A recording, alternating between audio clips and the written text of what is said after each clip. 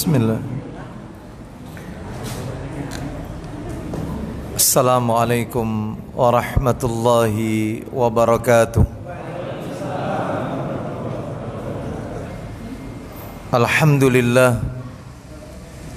Alhamdulillahi hamdan katsiran tayyiban mubarakan fi kama yuhibbu rabbuna wa yarda.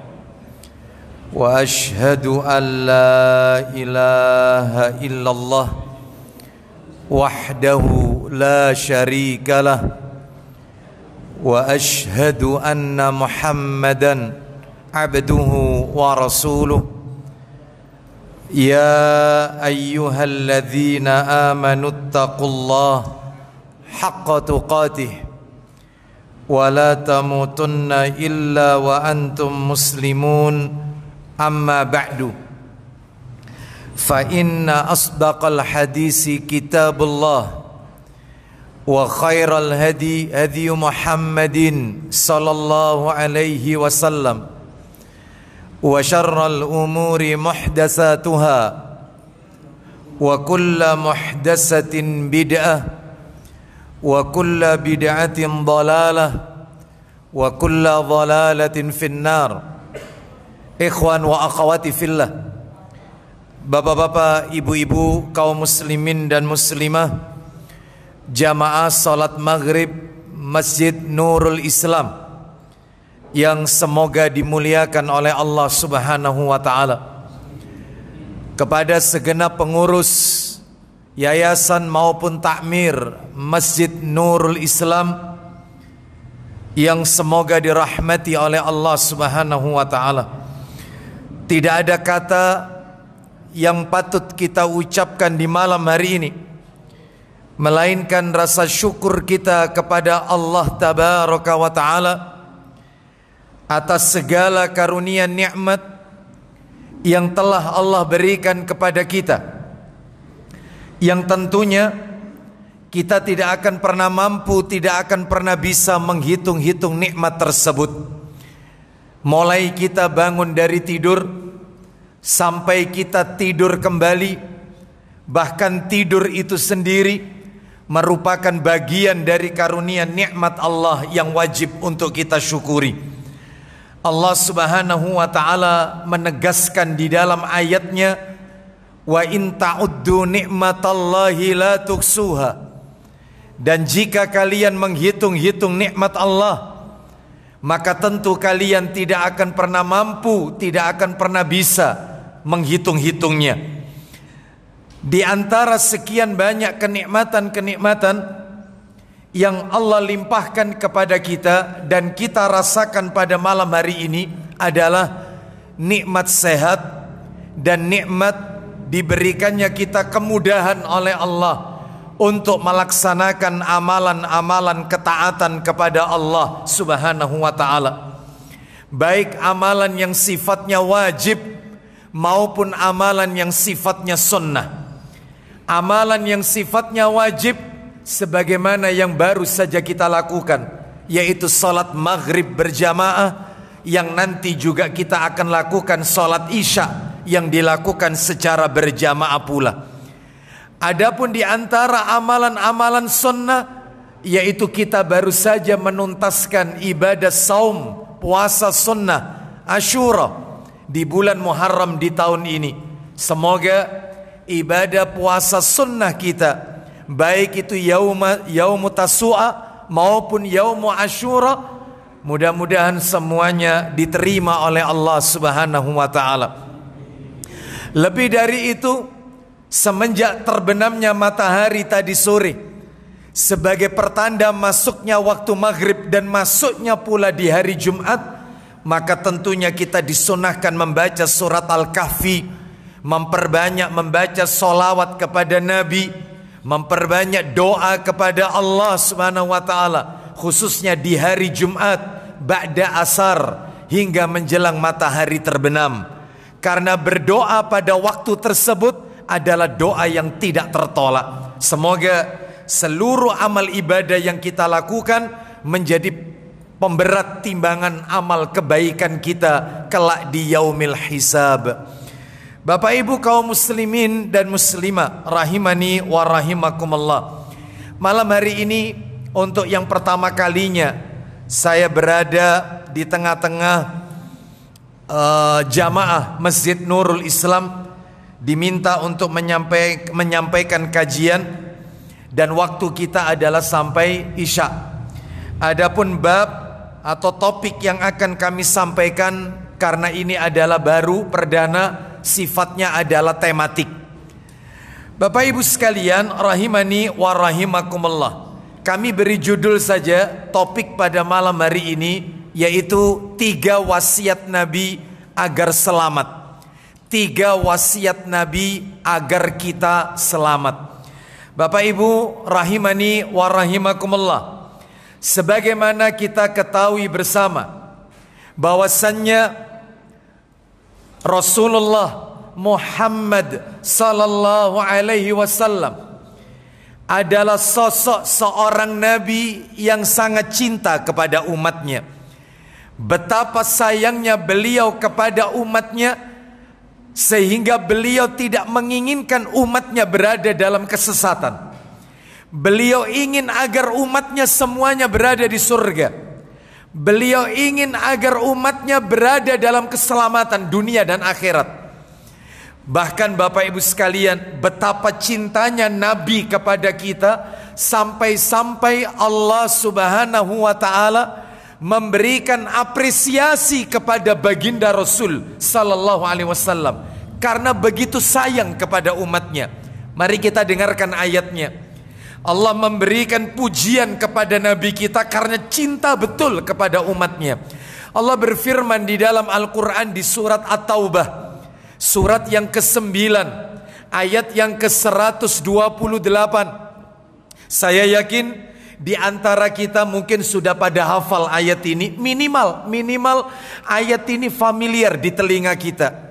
Karena seringkali ayat ini kita dengarkan. Allah Subhanahu wa taala berfirman di surat At-Taubah, surat yang ke-9 ayat 128, laqad ja'akum rasulun min anfusikum azizun alaihi ma anittum harisun alaikum bil mu'minina raufur rahim. Kita dengarkan, silakan dibaca.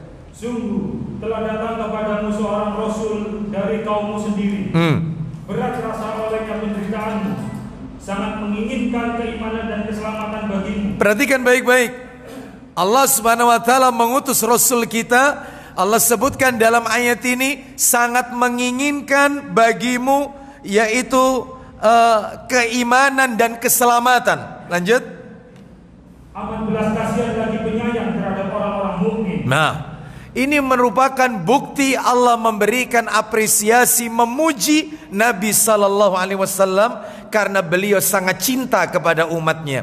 Salah satu bentuk cinta Nabi kepada kita adalah materi yang akan kami sampaikan malam hari ini. 3 wasiat Nabi agar kita selamat. Bapak Ibu rahimani wa rahimakumullah, saya akan bacakan teks hadisnya. Ya, kita langsung masuk materi saja karena mengingat waktunya. Bersumber dari sebuah hadis yang diriwayatkan oleh Tirmidzi, Ibnu Abid Dunya dan Al-Baihaqi di dalam kitab Sahih Targhib wa Tarhib. Silakan bisa dibuka kitabnya Sahih Targhib wa Tarhib. Hadis yang ke-3331 bersumber dari sahabat Uqbah bin Amir radhiyallahu an. Uqbah bin Amir radhiyallahu an, nama lengkapnya Uqbah bin Amir Al-Juhani radhiyallahu an. Beliau wafat tahun 58 Hijriah. Nih ya. Lalu kemudian beliau bertanya kepada Nabi sallallahu alaihi wasallam. Pertanyaannya kalau kita tulis di sebuah kertas atau papan, maka nggak lebih dari 10 cm, bahkan kurang dari itu. Pendek, singkat, maknanya mendalam. Sahabat Uqbah bin Amir radhiyallahu an bertanya kepada Nabi, "Ya Rasulullah, man najah?" Lalu kemudian Nabi sallallahu alaihi wasallam menjawab, qala amsik alaika lisanaka wal yasaka baituka wabki ala khati'atika. Nah, silakan baca artinya. Dari Uqbah bin Amir radhiyallahu anhu, dia mengatakan, aku berkata, wahai Rasulullah, apakah jalan keselamatan itu? Wahai Rasulullah, apakah kiat-kiat agar kita ini selamat? Selamat dunia, selamat akhirat. Apa kiatnya? Lalu Nabi SAW memberikan tips tiga kiat agar kita selamat. Silakan. Satu, Beliau menjawab, amsik alaika lisanaka. tahan lisanmu. Jaga lisanmu, jaga lidah. Yang kedua, wal yasaka baituka. Tidaklah rumahmu membuatmu betah. Jadi tetaplah tinggal di rumahmu, stay at home. Yang ketiga kata Nabi, wabki ala khati'atika. Dan tangisilah kesalahanmu. Tangisi kesalahanmu. Jika tiga-tiganya ini kita lakukan, selamat dunia dan akhirat. Sebagaimana yaitu apa yang Nabi sampaikan dalam hadis tadi. Baik Bapak Ibu sekalian, kita langsung saja masuk satu persatu dari wasiat Nabi tersebut. Kita selami bersama wasiat yang pertama Bapak Ibu. Wasiat Nabi yang pertama agar kita selamat adalah amsik alaika lisanaka. Jaga lisanmu. Bapak Ibu, di dalam riwayat yang lain, sayang kitabnya nggak saya bawa. Itu dalam kitab Sahih Targhib wa Tarhib jilid yang kelima ya. Yang saya bawa jilid 6 ini ya. Di nomor hadis 2874 riwayat At-Tabrani. Nabi SAW bersabda, pendek sekali sabdanya. Kata Nabi, man somata najah. Singkat. Makanya Nabi itu kalau bicara, beliau itu singkat. Makanya disebutkan di dalam hadis riwayat Bukhari, aku diberi oleh Allah keistimewaan yang tidak diberikan nabi-nabi sebelumnya. Salah satu keistimewaannya adalah aku diberikan oleh Allah jawami'ul kalim. Apa itu jawami'ul kalim? Ucapan yang ringkas, ucapan yang singkat, ucapan yang pendek tapi berbobot, yaitu Rasul.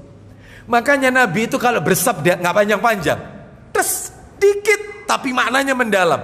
Contohnya barusan yang saya sampaikan, man somata najah. Siapa yang banyak diemnya selamat, katanya Nabi. Jaga lisan. Orang kalau menjaga lisan maka dia akan selamat. Mungkin Bapak Ibu bertanya dalam hati, kalau dikondisikan, dicocokkan, dikorelasikan dengan kondisi kita Ustadz, sangat relevan, sangat sesuai. Mari kita lihat. Bapak Ibu sekalian, makanya betul kata pepatah mengatakan orang itu, diam itu emas. Diam itu emas. Kalau Nabi tadi mengatakan man somata naja, barang siapa yang banyak diamnya maka dia selamat. Yang tadi dibaca ya, hadis yang tadi, tips yang pertama amsik alaika lisanaka. Kalau pengen selamat, jaga lisanmu. Bapak Ibu sekalian rahimani wa rahimakumullah, mari kita cocokkan dengan kondisi kita. Saya masih ingat Bapak Ibu, saya masih ingat awal-awal corona, yaitu masih di RRT. Indonesia belum ada corona. Sekitar ya akhir-akhir 2019 ya, awal-awal 2020, bulan-bulan Januari. Karena corona masuk di Indonesia bulan Maret. Belum ada, belum nyampe di Indonesia. Apa kata orang Indonesia? Saya nggak sebut nama tokohnya ya, saya tidak sebut nama orangnya. Dia mengatakan nggak mungkin corona masuk ke Indonesia. Orang Indonesia ini cukup dengan empon-empon Jawa, hilang corona. Sombong amat loh. Ternyata di negeri kita sampai sekarang belum kelar. Jaga lisan. Ada sebagian lagi kaum muslimin berkata, orang Islam gak mungkin kena corona karena orang Islam suka berwudu, suka mencuci tangan. Gak mungkin orang Islam kena corona. Buktinya apa? Sampai sekarang belum kelar. Tolong lisan dijaga dong. Kalau tidak bisa jaga lisan, gak akan kelar corona di Indonesia ini. Bapak Ibu sekalian rahimani wa rahimakumullah, saya teringat dengan kisah Korun. Korun, siapa Korun? Korun adalah sepupu Nabi Musa alaihissalam. Karena ayahnya Korun itu pamannya Nabi Musa. Jadi satu saudara kandung dengan ayah Nabi Musa. Ya, saudara ayahnya Nabi Musa. Berarti misanan. Ya. Jadi Korun disebutkan di dalam Al-Quran bukan berarti Korun kita jadikan sebagai pilot project percontohan, bukan. Tetapi Allah mengingatkan kepada kita, yaitu perkataan Korun jangan sampai ada menimpa pada kita, sehingga Allah tidak berikan kita keselamatan. Apa kata Korun? Coba dibuka Al-Quran, suratnya Al-Qasas, surat nomor 28 ayatnya 78. Lihat kata Korun. Korun yang memiliki harta kekayaan yang luar biasa, apa katanya? Qala innama utituhu ala ilmin indi. Silakan. Korun berkata, apa kata Korun? Sesungguhnya aku hanya diberi harta itu karena ilmu yang ada padaku. Aku diberi harta itu karena ilmu yang ada padaku. Dia tidak katakan harta itu dari Allah Subhanahu wa taala. Nikmat itu dari Allah, padahal Allah sendiri mengatakan dalam Al-Qur'an, "Wa ma bikum min ni'matin faminallah." Nikmat apa saja yang ada pada dirimu itu datangnya dari Allah. Tapi Korun mengatakan dari kepiawaian, dari kepintaran aku dalam berbisnis. Karena ujub, sombong, tidak menjaga lisan, maka Korun dibinasakan oleh Allah. Ya contohnya sekarang ini. Karena lisan tidak dijaga, maka nggak akan kelar corona covid ini, nggak akan kelar. Contoh lagi, ada sebagian kaum muslimin ketika corona itu menimpa di negeri kita, apa katanya? Ustaz, penyakit sialan ini Ustaz, corona ini Ustaz, ya Allah penyakit. Saya gara-gara corona ini Ustaz kehilangan pekerjaan, usaha saya sepi Ustaz, nggak kayak dulu lagi. Saya gara-gara corona ini ya Allah Ustadz, apalagi ada PPKM. Waduh, ini Ustadz penyakit satu ini menjelek-jelekkan penyakit. Pak, Bu, jaga lisan. Apa kata Nabi SAW? Kita nggak boleh mencela penyakit. Makanya kalau lisan nggak dijaga nggak akan kelar penyakit ini, nggak akan kelar. Mana dalilnya kita tidak boleh mencela penyakit? Coba dibuka Sahih Muslim. Buka Sahih Muslim, nomornya 2207. Nomornya agak ke belakang. 2207 itu nomor cetakan ringkasan Bapak Ibu. Tapi kalau Bapak Ibu biasa membaca Sahih Muslim di kitab aslinya, nomornya beda lagi, nomor 2575. Nomor asli ya. Ini yang kita baca ini yang cetakan terjemahan ringkasan lagi, 2207. Yaitu kita lihat dari sahabat Jabir ibni Abdullah radhiyallahu an, dia berkata, Nabi sallallahu alaihi wasallam bersabda, la tasubbil humma fa innaha tudhibu khataya bani Adam kama yudhibul kiru khabasal hadid. Silakan. Dari Jabir bin Abdullah radhiyallahu an katanya, Rasulullah SAW datang berkunjung ke rumah Ummu Sa'id. Lanjut. Maka bertanyalah beliau, sakit apa kamu sampai menggigil begitu? Sampai apa? Sakit apa kau sampai menggigil seperti itu? Lanjut. Jawab Ummu Sa'id, demam. Demam. Lanjut. Allah Ta'ala tidak memberi berkat dengannya. Baik. Nah ini si orang yang sakit ini menjelekkan penyakit demam. Ya, menjelekkan penyakit demam, mencaci maki penyakit demam. Lanjut terus. Sabda Nabi SAW. Nah. Janganlah kamu menyalahkan penyakit. Nah, jelas sekali. Jangan suka menyalahkan penyakit. Kenapa Pak Didi? Karena penyakit itu dapat menghilangkan kesalahan-kesalahan atau dosa-dosa anak Adam. Karena dengan penyakit itu semua dosa-dosa anak Adam Allah hilangkan. Seperti apa hilangnya? Seperti halnya dapur tukang besi membersihkan karat-karat besi. Baik, seperti tukang sulut besi menghilangkan karat-karat besi. Seperti itulah lunturnya dosa-dosa. Katanya para alim ulama, lah kalau demam saja menggigil bisa melunturkan banyak dosa, apalagi corona. Jadi jangan menghina corona. Jangan dikit-dikit dasar corona sialan. Wis ngene iki kabeh gara-gara corona. Jangan. Nggak akan kelar corona ini. Jaga lisan itu dijaga. Jaga. Ayo, sering tidak nyalakan corona? Ayo, sering tidak nyalakan penyakit? Jujur. Bapak Ibu sekalian, nggak boleh demam aja nggak boleh dicaci maki, apalagi penyakit yang lebih hebat daripada demam, COVID, kanker, banyak. Dan mudah-mudahan Allah lindungi kita dari penyakit-penyakit ini. Jaga lisan, nggak akan kelar, nggak akan kelar. Ya, seperti itu. Contoh lagi, ada lagi sebagian kaum muslimin di saat seperti ini lisannya nggak dijaga dengan mengatakan, maaf ya, maaf loh ini, apa katanya? Ya Allah Ustaz, corona ini Ustaz konspirasi Ustaz, Sinovac ini Ustaz, ini mainan semua ini semua ini ada yang ngatur ini Ustaz, konspirasi, penyakit ini Ustaz dikirim memang, konspirasi. Lisan tidak dijaga, nggak akan kelar. Kalau kaum muslimin orang Islamnya di negeri kita seperti ini, dikit-dikit mengatakan bahwasanya vaksin konspirasi, corona konspirasi, ini semua akal-akalan dan seterusnya, ini semua kerjaannya dokter, ini semua adalah proyeknya rumah sakit, nggak dijaga lisannya, nggak akan kelar. Bapak Ibu tahu, kalau urusan ini dikembalikan kepada Rasul dan ulil amri, dijaga lisannya, selesai. Belum lagi yaitu lisannya menggunjing ulil amri. Pak Ustaz, PPKM jilid 1, PSBB PPKM sampai jilid 4 diperpanjang. Apa ini? Menggunjing ulil amri. Anda pikir selesai COVID ini? Nggak bisa. Ingin tahu dalilnya? Ingin tahu di mana dalilnya? Allah ingatkan orang-orang yang lisannya suka berkata seperti ini. Buka surat An-Nisa.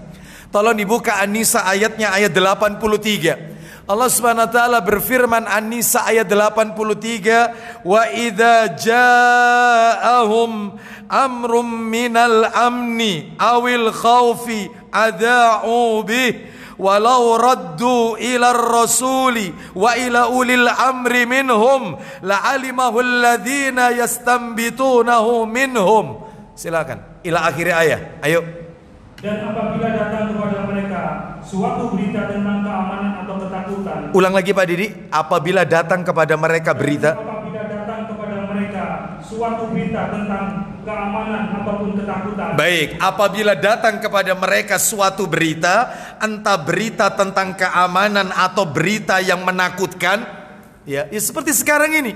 Semua orang pada takut, ke masjid takut, majelis taklim semua lockdown, semua kajian lewat Zoom, online, virtual, dan seterusnya. Kumpul-kumpul takut, physical distancing, social distancing. Ya, mereka yang berjualan dibatasi jamnya, semua pada ketakutan.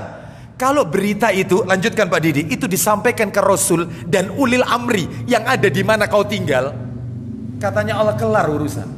Tapi tidak, gunjing ulil amri, nggak akan kelar. Baca Pak Didi.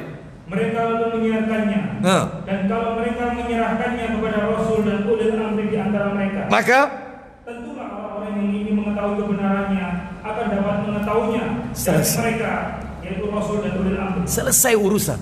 Lah ini tidak. Nanti ada kebijakan apa digunjing, iya, dan seterusnya. Sampai kemudian dijadikan bahan gurauan di media sosial. Ya, semua terserah padamu katanya. Bapak Ibu sekalian, maaf saya bukan orangnya pemerintah, bukan. Ya, tetapi saya ingin mengingatkan diri saya dan kepada yaitu Bapak Ibu sekalian, jaga lisan. Kalau kepingin selamat, jaga lisan. Ini belum lagi Bapak Ibu sekalian, maaf ini. Nah, keadaan ini semakin diperparah, yaitu munculnya lisan-lisan yang berbau khurafat. Khurafat adalah cabang dari kesirikan. Apa itu? Banyak kok di media sosial. Waktu itu ya, awal-awal corona tahun yang lalu, sekitar bulan April, bulan Mei. Apa kata mereka? Maaf ini, bahkan saya masih simpan itu. Saya masih simpan itu. Sengaja memang saya simpan. Kenapa? Sebagai bukti. Ya gara-gara seperti ini gak akan kelar COVID ini. Apa kata mereka? Berbau khurafat. Mereka mengatakan bahwasannya supaya corona ini hilang, ya musibah ini hilang, maka buat sayur lodeh 7 macam. Buat sayur lodeh 7 macam untuk tolak bala. Ini kan khurafat. Belum lagi ada salah satu daerah, nggak saya sebut nama daerahnya. Saya nggak sebut nama daerahnya ya. Saya yakin panjenengan faham lah dengan apa yang saya sampaikan. Dia mengakukan satu hal yang mengarah kepada perbuatan kesirikan. Jadi di daerah tersebut masyarakatnya membakar keranda jenazah. Yang kerandanya itu ditutupi kain, dikasih nama COVID-19 garis miring corona, dibakar, diarak kampung. Dibakar. Nggak taunya di tempat itu, terutama varian yang baru Delta, marak paling besar di Indonesia. Di daerah itu, saya nggak sebut nama daerah. Nggak akan kelar, nggak akan kelar sudahlah. Corona ini nggak akan kelar. Kalau masih ada orang-orang seperti ini, padahal kita diingatkan oleh Allah Subhanahu wa taala tentang kesirikan, yaitu di surat An-Nisa ayat 48. Innallaha la yaghfiru ay yushraka bihi wa yaghfiru ma duna dzalika liman yasha wa may yusyrik billahi faqad iftara itsman 'azima. Silakan. Sesungguhnya Allah tidak akan mengampuni dosa syirik, dan Dia mengampuni segala dosa yang selain daripada syirik itu. Nah, Bapak Ibu sekalian, belum lagi ada sebagian kaum muslimin yang tidak menjaga lisan dengan menebarkan hadis-hadis palsu. Hadis apa Ustadz? Hadis tentang harus kembali ke masjid kalau terjadi wabah. Itu hadis dhaif. Saya bacakan hadisnya ya. Hadisnya saya bacakan ini. Dan saya punya artikelnya untuk membantah hadis ini yang ditulis oleh Ustadz Firanda hafizahullah ta'ala. Saya punya itu. Jadi Bapak Ibu sekalian, jadi ada hadis di awal-awal bulan, di awal-awal corona, mereka mengatakan begini, bahwasannya dari Anas bin Malik, memang betul dari Anas bin Malik, Rasulullah bersabda. Nah ini berdusta atas nama Rasul, padahal hadisnya ini lemah dari sisi sanad, lemah dari sisi matan. Bunyinya begini, idza ahatun minas samai unzilat surifat an ummaril masajid, yang artinya jika penyakit dari langit diturunkan, maka penyakit tersebut akan bisa dipalingkan dari para pemakmur masjid. Jadi disuruh memakmurkan masjid, jadi disuruh meramaikan masjid kalau ada wabah, suruh gerakan kembali ke masjid. Ternyata hadisnya adalah dhaif. Bahkan disebutkan oleh Syekh Muhammad Nasiruddin Al-Albani rahimahullah di dalam kitab Silsilah Hadis Dhaif. Belum lagi di awal bulan Mei, saya masih nyimpan YouTube-nya. Masih saya simpan itu. Karena beredar di YouTube waktu itu. Ada seorang ustadz di negeri kita yang mengatakan bawa-bawa qola Rasul lagi. Dia mengatakan Rasulullah bersabda bahwasanya apabila terjadi wabah penyakit, maka wabah itu akan terangkat hilang di bulan Mei. Nyebut Mei, bayangkan hadis itu menyebut bulan Mei. Bapak Ibu sekalian, ya. Hebat ya. Hebat ya. Itu ya. Jadi ini jelas hadis riwayat Facebook. Hadis riwayat WA, bukan qala Rasul ini. Padahal Nabi mengingatkan kita, man kadzaba alayya muta'ammidan falyatabawa maq'adahu minan nar. Barang siapa yang berdusta atas namaku, maka silakan dia mendiami dirinya dari api neraka. Hati-hati, dikit-dikit qala Rasul. Baik Bapak Ibu sekalian, terus ada juga terakhir dari yang pertama ini jaga lisan, ada sebagian kaum muslimin yang sudah mulai menolak takdirnya Allah dengan berkeluh kesah, tidak setuju dengan apa yang telah Allah tetapkan, mengeluh dan seterusnya. Padahal Allah Subhanahu wa taala mengingatkan kita, tolong dibuka surat nomor 64 At-Taghabun ayat 11. Ini yang suka sambatan nih. Yang suka sambatan, yang suka mengeluh gara-gara corona ini, Allah ingatkan kita. At-Taghabun ayat 11. Apa kata Allah Azza wa Jal? Ma asaba min musibatin illa biiznillah wa may yu'min billahi yahdi qalbah wallahu bikulli syai'in alim. Silakan. Tidak ada suatu musibah pun yang menimpa seseorang kecuali dengan izin Allah. Semuanya atas izin Allah. Sudah Allah tulis 50.000 tahun sebelum Allah menciptakan langit dan bumi. Silakan terus. Dan barang siapa yang beriman kepada Allah, niscaya Dia akan memberi petunjuk kepada hatinya. Nah, seperti itu semua sudah ditulis oleh Allah Subhanahu wa taala. Ya. Oleh karena itu serahkan saja kepada Allah Subhanahu wa taala. Tidak perlu kita mengeluh, tidak perlu kita bersedih hati. Sebab ini adalah ujian bagi kaum muslimin, bagi orang-orang yang beriman. Setiap kita pasti diuji, Pak. Kita pun juga diuji. Guru-guru kita banyak yang wafat, ya. Saya nggak bisa sebut satu persatu. Guru-guru kita, mudah-mudahan wafatnya tercatat di sisi Allah husnul khatimah, syahid di sisi Allah. Teman kita di jamaah majelis taklim juga sudah pada yang wafat, menghadap Allah, meninggalkan kita untuk selamanya. Sama, semua diuji. Saya sendiri pun juga kena, sama. Ya, adik saya juga meninggal dunia di awal bulan Juli, yaitu tanggal 6 Juli. Yaitu kena COVID juga, sama. Yaitu di rumah sakit Gresik, Ibnu Sina Gresik, di usia 37 tahun. Sama, semua orang diuji oleh Allah. Mau mati apapun sudah ditulis oleh Allah Subhanahu wa taala. Yang penting jangan sambatan, jangan mengeluh. Semua sudah ditulis oleh Allah Subhanahu wa taala. Jaga lisan biar selesai penyakit ini. Tapi kalau dikit-dikit waduh, sambatan. Ini kembalikan aja kepada Allah Subhanahu wa taala, ya Bapak Ibu sekalian rahimani wa rahimakumullah. Mari kita dengarkan sebuah hadis. Merinding saya kalau baca hadis ini. Silakan tolong dibuka Pak Didi, Sahih Targhib wa Tarhib nomor 3407. 3407. Ya, 3407. Cepet dikit. Ya. Silakan. Ayo dari Anas bin Malik radhiyallahu an. Silakan. Dari Anas radhiyallahu an, dari Nabi SAW dia bersabda. Isinya idhamil jaza ma'a idhamil bala wa innallaha idza ahabba qauman ibtalahum. Silakan. Sesungguhnya besarnya ganjaran sejalan dengan besarnya cobaan. Ulang lagi kalimat itu, menarik itu. Silakan. Sesungguhnya besarnya ganjaran sejalan dengan besarnya cobaan. Sesungguhnya besarnya pahala sesuai dengan besarnya musibah. Semakin besar cobaan menimpa kita, semakin besar pahala yang Allah siapkan. Udah gak usah sedih. Orang kalau paham hadis ini, ngapain sedih? Ya, berarti Allah sedang menyiapkan pahala besar untuk kita. Lanjut, teruskan. Dan sesungguhnya Allah Ta'ala juga menyukai suatu kaum. Apabila Allah mencintai suatu kaum, maka Allah akan memberikan ujian kepada mereka. Nah, Allah akan menguji orang tersebut. Berarti kalau kita diuji istri, diuji suami, diuji anak, rumah tangga, sakit, dan seterusnya, kehilangan harta, kehilangan orang yang kita cintai, berarti Allah sayang kepada kita. Itu aja. Yakin dengan janjinya Nabi. Gak usah sedih. Lanjut, teruskan.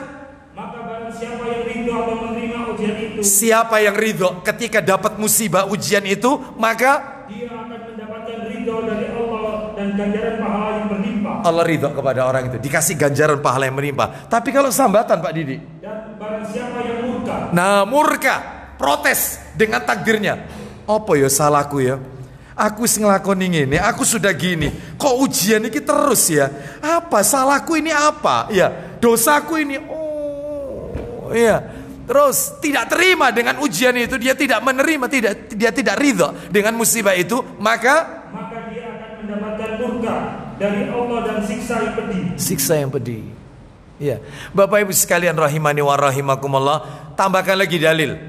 Sama, berdekatan nomornya. Sahih Targhib wa Tarhib nomor 3402 dari Sa'ad bin Abi Waqqas radhiyallahu an. 3402, yang bawah. Ya itu, berarti sampingnya Pak Didi. Sampingnya, terjemahannya sampingnya berarti. Ya, silakan. Dari saat langsung aja. Dari saat dia mengatakan, Rasulullah SAW bersabda. Rasulullah SAW pernah ditanya. Ya, silakan. Siapakah yang paling berat ujiannya? Siapa yang paling berat ujiannya wahai Rasulullah? Apa jawaban Nabi? Beliau menjawab, Al-anbiya summal amsal fal amsal. Silakan. Para nabi paling berat. Jadi corona ini belum apa-apa. Masih ada yang lebih berat ujiannya para nabi. Terus kemudian orang-orang terbaik dan begitu selanjutnya. Terus menurun ke bawah. Lanjutkan. Seseorang diuji sesuai dengan kadar agamanya. Ulang lagi, menarik kalimat itu. Seseorang diuji sesuai dengan kadar agamanya. Kalau kadar agamanya itu bagus, imannya bagus, mantap akidahnya, ibadahnya mantap. Lanjut. Jika agamanya kuat, maka ujiannya semakin berat. Berat. Terus kalau imannya kelas-kelas perunggu, bukan emas ini. Ya, kelas-kelas perunggu, kelas apa? Seng ya. Iman keropok. Ya, dikit-dikit sambatan, dikit-dikit apa? Maka lanjutkan. Jika agamanya lemah, imannya lemah, maka ujiannya lemah. Sama seperti anak di bangku sekolah. Ujian anak SD dengan ujian anak yang ada di bangku SMP, SMU dan di bangku kuliah, semakin tinggi level, semakin berat ujiannya. Seperti itulah orang beriman. Ya. Terus lanjut. Dan seseorang akan senantiasa ditimpa ujian sampai dia berjalan di tengah manusia, tanpa sementara dia tidak lagi memiliki kesalahan. Jadi ada orang itu diuji oleh Allah nggak kelar-kelar. Tujuannya apa? Allah hendak menghapus dosanya orang tersebut. Oleh karena itu Bapak Ibu sekalian rahimani wa rahimakumullah, ya, saya teringat dengan seorang pemuda yang datang kepada saya. Dia bilang kepada saya, Ustadz lihat saya kan? Iya, saya lihat antum. Iya. Betul-betul dilihat Ustadz. Iya, betul saya lihat. Apa yang Ustadz lihat? Iya.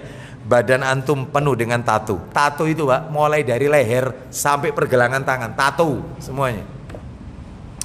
Ustadz, saya ini dulu Ustadz, anak nakal Ustadz, orang nakal saya ini Ustadz. Mau limo sudah tak jalani semua Ustadz.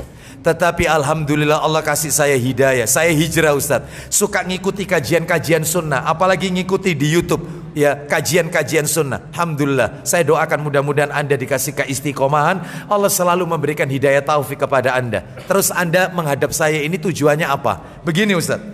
Semenjak saya hijrah Ustadz, kondisi saya tidak seperti sebelumnya. Justru saya semakin hijrah, kenal sunnah, kenal masjid, kenal Quran, sholat malam, semakin dekat kepada Allah. Hidup saya terpuruk Ustadz. Saya diuji, istri saya divonis dokter stadium 3. Saya nggak sebut nama penyakitnya. Anak saya kecelakaan, saya kehilangan pekerjaan. Semakin terpuruk. Dulu saya belum kenal Islam, belum kenal sunnah, hidup saya fine-fine saja. Tetapi sekarang saya terpuruk, kehilangan pekerjaan, saya nggak bisa apa-apa. Bayar anak sekolah aja nggak bisa Ustadz. Kalau saya tahu ceritanya kayak gini Ustadz, mending saya nggak masuk sunnah sekalian, nggak kenal sunnah sekalian. Wih, serem ini. Kalau saya tahu kayak gini akhir-akhirnya Ustadz, hidup saya kayak gini, mending saya nggak hijrah sekalian. Wong dulu saya enak, apa yang tak pegang jadi uang kok. Sekarang tambah deket sama Allah, tambah karu-karuan hidup saya. Tak tepuk tak dadanya sama saya, sabar, sabar. Saya bacakan hadis tadi. Semakin tinggi level iman, semakin berat ujiannya. Dan Allah itu kalau mencintai suatu kaum, pasti diuji. Nangis dia. Oh berarti ini bagian daripada ujian Allah, yang mana Allah mencintai saya. Baik kalau gitu Ustadz. Ya, baru dia sadar dengan hadis tadi.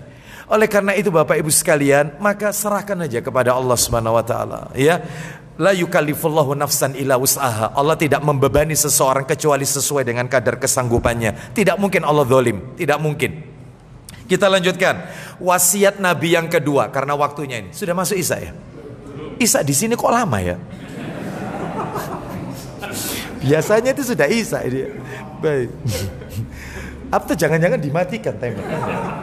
Bapak Ibu sekalian rahimani wa rahim. Yang kedua, wasiat Nabi yang kedua agar selamat. Yang kedua adalah waliyasaka baituka, tetaplah di dalam rumah. Mungkin Bapak Ibu bertanya, maksudnya di dalam rumah ngapain Ustadz? Maksudnya adalah Nabi menyuruh kita untuk menyibukkan diri beribadah kepada Allah Azza wa Jal.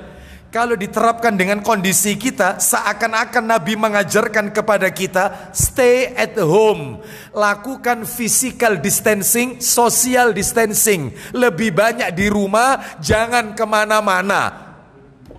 Kalau ingin selamat, ya. Bapak Ibu sekalian, mari kita dengarkan nih hadis. Ayo dibuka Sahih Bukhari. Ada kan Sahih Bukhari? Buka nomor 1515, 1515. Ya, nomor aslinya 6629, nomor aslinya. Ya, ini cetakan terjemahan ringkasan. Silakan dibaca 1515, silakan. Dari Aisyah radhiyallahu anha, istri Nabi sallallahu alaihi wasallam katanya. Iya. Saya bertanya kepada Rasulullah sallallahu alaihi wasallam. Apa pertanyaan Aisyah radhiyallahu anhuma? Silakan. Tentang penyakit kolera. Tentang, bukan kolera, taun. Tentang penyakit taun. Baik, taun. Ulama beda pendapat tentang taun. Jadi sebagian ulama mengatakan taun ini adalah penyakit yang pandemik, yang mewabah. Ya, termasuk salah satunya corona ini bagian dari taun. Wallahu a'lam bishawab. Ulama berbeda pendapat. Aisyah bertanya tentang taun. Lalu apa jawaban Nabi? Beliau lalu menceritakan kepada saya. Baik, kana adzaban yab'atsuhu Allahu ala man yasha. Silakan. Penyakit itu adalah siksa yang diturunkan Allah kepada siapa yang dikehendakinya. Baik, kita lanjutkan dikit aja di sini. Taun itu adalah azab yang Allah turunkan kepada siapa saja yang Allah kehendaki. Lalu Nabi mengatakan berikutnya, faja'alahu Allahu rahmatan lil mu'minin. Silakan.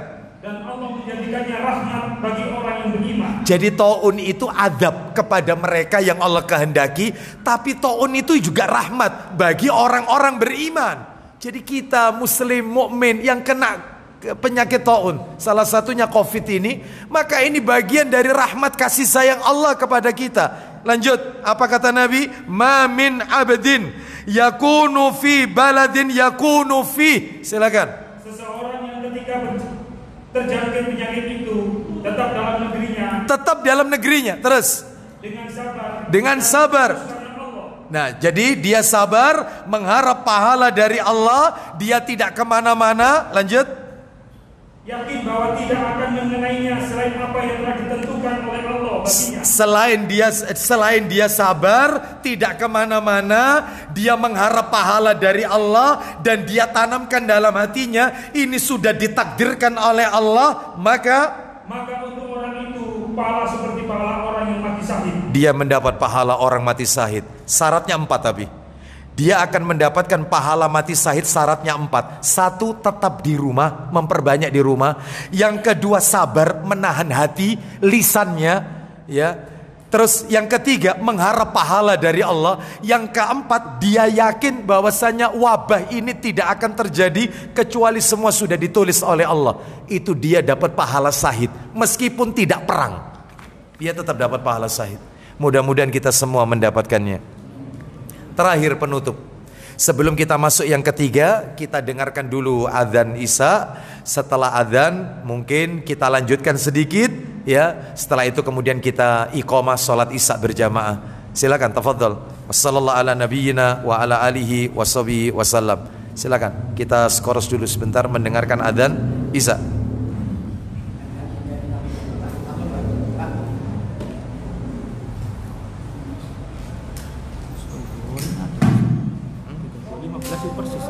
Iya.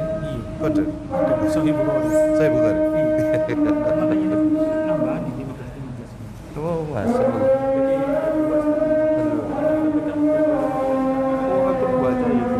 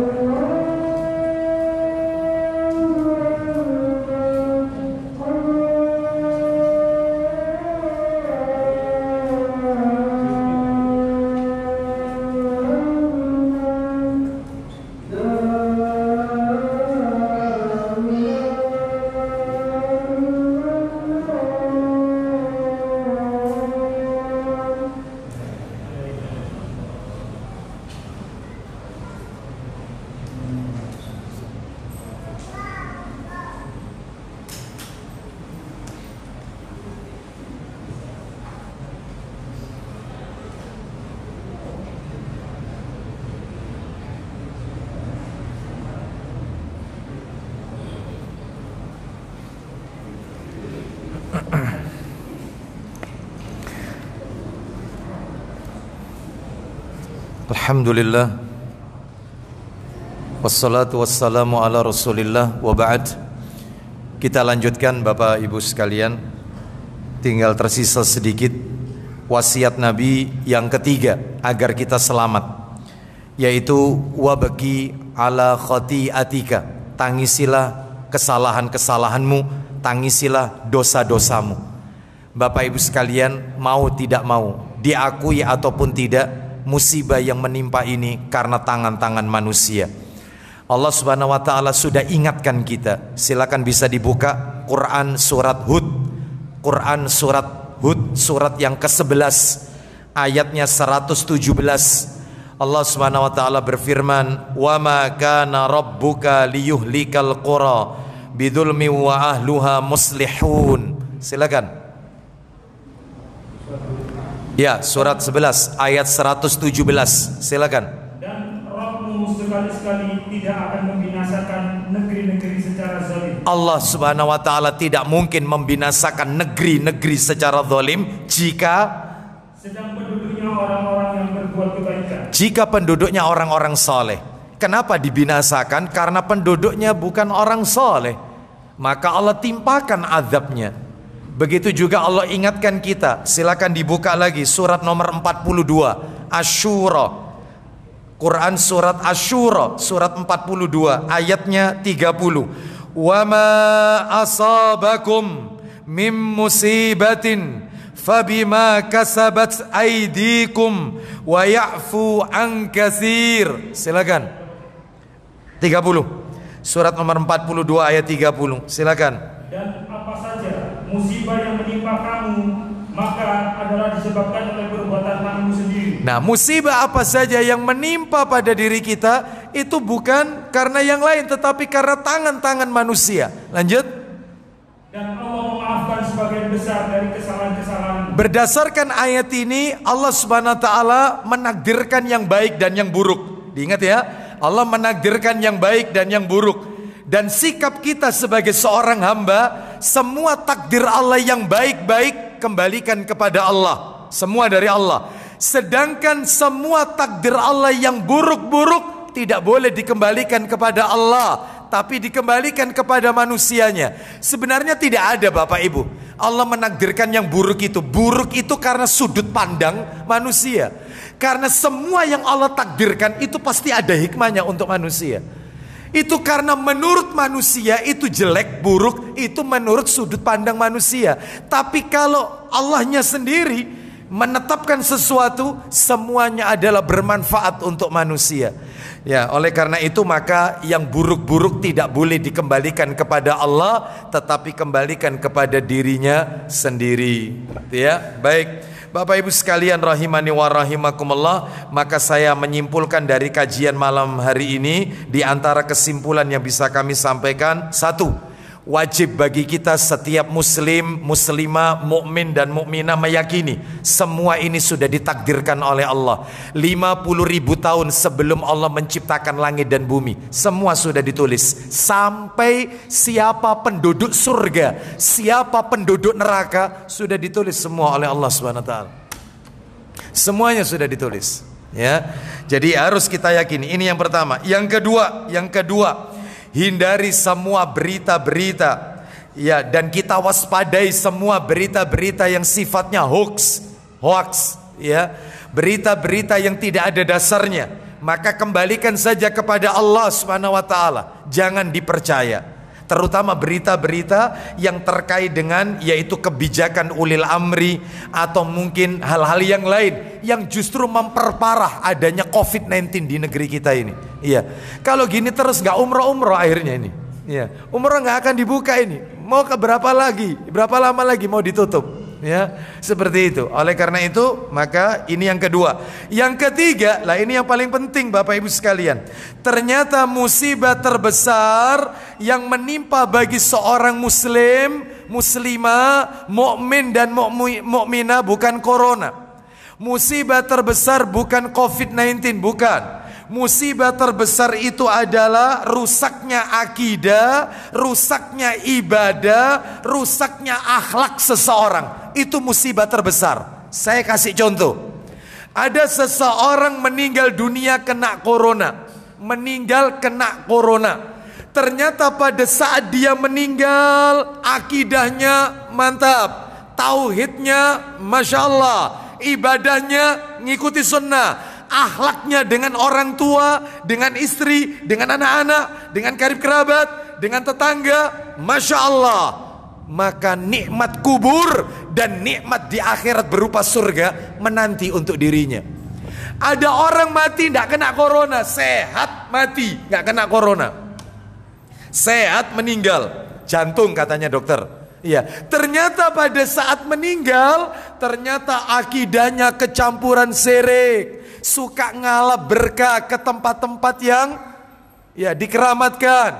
Ya, apalagi bulan Muharram, dipercayai bulan apa ini? Ya, surah. Ya, ngalap berkah ke Kiai Slamet. Mana Kiai Slamet? Kerbau putih miliknya Keraton Surakarta, yang setiap tanggal 1 surah, 1 Muharram diarak itu kebo bule itu, ya, sampai ke dalam keraton, kotorannya dijadikan rebutan, ngalap berkah. No, belum lagi meminum sisa air cucian keris, yaitu ya apa yang dilakukan pada saat 1 surah. Belum lagi yaitu akidahnya kecampuran tatoyur. Apa itu tatoyur? Anggapan-anggapan sial. Ada bulan sial, ada tanggal sial, ada tempat sial. Nggak mau beli rumah yang menghadap ke pertigaan, tusuk sate, katanya nggak berkah. Nggak mau beli rumah nomor 13, semuanya dianggap meyakini adanya kesialan. Belum lagi kecampuran perdukunan, belum lagi akidahnya kecampuran yaitu dengan seperti khurafat, dongeng-dongeng yang dikait-kaitkan dengan agama, padahal itu sama sekali tidak berbau agama. Contohnya apa? Kayak kalau khurafat itu banyak contohnya khurafat. Di antaranya adalah wanita hamil nyimpan peniti, nyimpan gunting supaya tidak diganggu setan. Oh, kayak gitu-gitu itu. Ya, banyak di masyarakat. Belum lagi yaitu akidahnya kecampuran dukun. Belum ini ramalan-ramalan, belum ya. Belum lagi ibadahnya sehari-harinya tidak mencocoki sunnah Nabi, menyimpang dari sunnah Nabi. Akhlaknya sama orang tua ndak akur, sama mertua ndak akur, sama istri zalim, sama anak-anak zalim, sama tetangga nggak beres muamalahnya. Maka azab kubur dan azab di akhirat kelak, yaitu neraka, menanti untuk dirinya, yaitu musibah terbesar. Makanya saya belum pernah baca hadis orang diazab dalam kuburnya gara-gara diabetes. Belum pernah. Nggak ada di hadis itu orang diazab karena kena diabetes, orang diazab dalam kubur karena kena corona. Nggak ada. Orang itu diazab dalam kuburnya karena akidahnya menyimpang, ibadahnya menyimpang, akhlaknya menyimpang. Makanya musibah terbesar bukan corona, rusaknya akidah, rusaknya akhlak, rusaknya ibadah. Makanya mereka yang wafat, saudara-saudara kita yang sudah taklim, sudah ngaji, akidahnya tertata dan seterusnya, dia ngaji kitab tauhid, yang dia jauhkan semua perbuatan syirik. Masya Allah, yang seperti ini meskipun matinya kena corona, nikmat kubur menanti dia. Mudah-mudahan ya wafatnya husnul khotimah, dan mudah-mudahan kita juga diwafatkan oleh Allah dalam keadaan memegang kalimat la ilaha illallah, mentauhidkan Allah Subhanahu wa taala. Demikian apa yang bisa kami sampaikan, semoga sedikit menjadi tambahan ilmu yang bermanfaat, dan mudah-mudahan Allah berikan kita keistiqomahan untuk selalu berada di atas ketaatan kepada Allah dan Rasul sallallahu alaihi wasallam, dan Allah berikan kita ilmu yang manfaat dunia dan akhirat, ilmu yang barokah. Ada yang mau bertanya? Silakan Pak.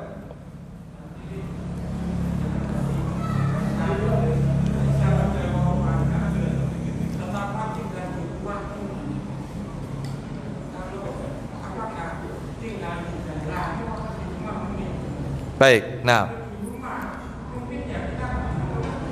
Iya. Nah, sudah? Nah, barakallahu fiik. Pertanyaannya bagus. Yang dimaksud ini tadi itu tentang waliyasaka baituka, tetaplah tinggal baituka, di dalam rumahmu, itu ya. Itu yang dimaksud di dalam rumahmu itu di dalam negerinya itu dia nggak kemana-mana, atau di daerah dia tinggal, atau ya di dalam rumah nggak kemana-mana. Nah, Bapak Ibu sekalian rahimani wa rahimakumullah, maka jawabannya kata para alim ulama adalah dilihat kondisinya. Kalau memang ulil amri telah menetapkan kondisi darurat, maka ya tentunya di dalam rumah kita tidak keluar. Tapi kalau sekarang kan ada pelonggaran-pelonggaran di mana kita diperbolehkan ke masjid tapi dengan protokol kesehatan yang ketat. Iya, diperbolehkan kita untuk, bahkan sekarang yang saya dengar terakhir, mall sudah dibuka, pengunjung biasanya 25%, sekarang jadi 50%. Iya, sudah mulai banyak yang divaksin soalnya. Berarti ini kan sedikit demi sedikit ya kita lihat apa yang ditetapkan oleh ulil amri. Kalau memang kondisinya di awal-awal corona itu adalah darurat betul, ya, maka ya harus di rumah, sehingga sholat Jumatnya di rumah, Idul Fitri, Idul Adhanya di rumah. Kenapa? Karena kondisi darurat. Tapi karena sudah pelonggaran, sudah zonanya sudah zona hijau atau orange dan sudah diperbolehkan tapi dengan protokol kesehatan, maka dalam hal ini nggak apa-apa. Jadi dilihat kondisinya, Pak. Makanya tadi An-Nisa ayat berapa tadi? Ayat berapa tadi? 100 berapa tadi? 100 ayat 83. Kembalikan urusan ini kepada Rasul dan ulil amri di antara kalian. Wallahu a'lam bishawab. Itu ya, Pak ya. Baik, demikian kita tutup dengan kafaratul majlis. Wassallallahu ala nabiyyina wa ala alihi washabihi wasallam. Subhanakallahumma wa bihamdika asyhadu an la ilaha illa anta astaghfiruka wa atubu ilaik. Wa akhiru da'wana anil hamdulillahi rabbil alamin. Assalamualaikum warahmatullahi wabarakatuh.